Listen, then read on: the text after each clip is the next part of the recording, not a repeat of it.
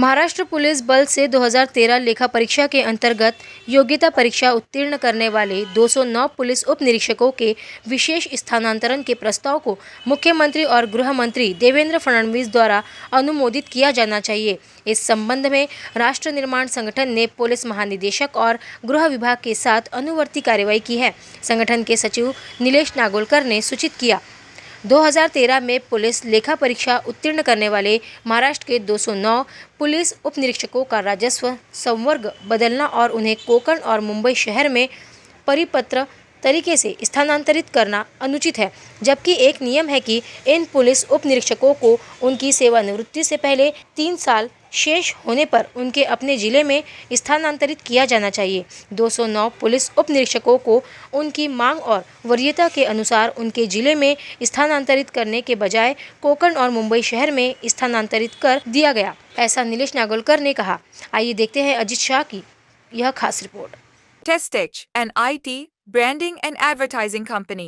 Our services are website development, mobile application development, digital marketing, graphics designing, animations, SMS marketing, WhatsApp marketing, email marketing. 2013 अर्हता परीक्षा पास किए हुए अमलदार PSI promotion मिला, जिसमें से 1/8/2024 को 610 लोगों को और 11/10/2024 के 131 लोगों को पीएसआई प्रमोशन मिला, जिसमें से 209 लोगों ने अपने ही जिले में जाने के लिए पुलिस महासंचालक को आवेदन किया। इन लोगों का प्रस्ताव 5/12/2024 को गृह मंत्रालय गया। ये जो प्रस्ताव है ये 6 महीने तक पेंडिंग रहा। ये प्रस्ताव का जो फॉलोअप लिया गया राष्ट्र से नीलेश नागोलकर, इन्होंने ये प्रस्ताव का फॉलोअप लिया। चलते हैं, हम उनसे बात करेंगे। इस समय वो हमारे साथ मौजूद है। महाराष्ट्र से जिन लोगों को 2013 की परीक्षा पास हुई, ऐसे 610 अमलदार जिनको पुलिस पदोन्नति प्रमोशन मिला और 11/10/2024 को और कुछ पुलिस वालों को प्रमोशन मिला, ऐसे कुल मिलाकर 700-800 पुलिस वालों को पीएसआई का प्रमोशन मिला। मगर जिनमें से 209 पुलिस कर्मचारियों का संवर्ग उनके पसंद के हिसाब से ना मिलने की वजह से उन्होंने पुलिस महासंचालक कार्यालय में जाकर डीजी साहब से मिलकर विशेष विनंती के तहत उनको उन्हीं के संवर्ग में जाने के लिए विशेष अर्जी दाखिल किया। उस विशेष अर्जी का प्रस्ताव बनाकर आस्थापना के मल्लिकार्जुन प्रसन्ना सर ने वो प्रस्ताव 5/12/2024 को गृह मंत्रालय भेजा। मगर गृह मंत्रालय में भेजने के बाद वहाँ पे कक्षा अधिकारी और जॉइंट सचिव ने 6 महीने तक कुछ भी काम नहीं किया और उन लोगों का प्रस्ताव वहाँ पे पड़ा रहा।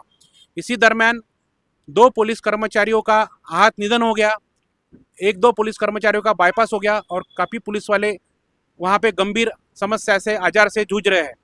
ऐसे में जब मुझे ये बात पता चली 1 जून को, तो मैं 3 तारीख को मुंबई गया और कक्षा अधिकारी को मिलकर और प्रधान सचिव राधिका रस्तोगी मैडम को मिलकर इस विषय की जानकारी दिया और उनको वो उस प्रस्ताव को जल्दी से जल्दी मुख्यमंत्री साहब तक पहुंचाने की विनंती किया।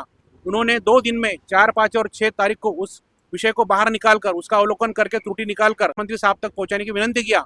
उन्होंने 2 दिन में 4, 5 और 6 तारीख को उस विषय को बाहर निकालकर उसका अवलोकन करके त्रुटि निकालकर उस विषय को मुख्यमंत्री देवेंद्र फडणवीस साहब के सामने भेजा।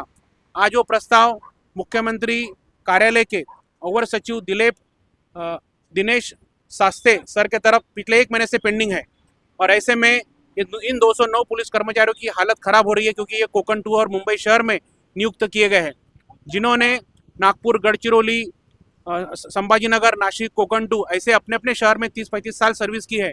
ऐसे लोगों को मुंबई का जीवन में सफ़र करना, कार्य करना बहुत मुश्किल जा रहा है। ऐसे में मैं माननीय मुख्यमंत्री और गृहमंत्री साहब को पिछले 15/6/2024 को यहाँ इसी रामगिरी निवास स्थान पर निवेदन देने आया था और उनको निवेदन दिया था। मगर अब तक इस बात को 1 महीना कंप्लीट हो गया, फिर भी इन लोगों को विशेष बदली इनकी नहीं हुई है। मैं माननीय गृहमंत्री और मुख्यमंत्री साहब से विनंती करता हूँ, कृपया 209 पुलिस अधिकारियों की विशेष विनंती बदली तात्काल मंजूर करके उनको उनके जिले में, उनके विभाग में वापस भेज दिया जाए। यही आपसे नम्र विनंती है। Testech, an IT, branding and advertising company. Our services are website development, mobile application development, digital marketing, graphics designing, animations, SMS marketing, WhatsApp marketing, email marketing. Like, share, and subscribe. Test Tech News. Stay tuned for the latest updates.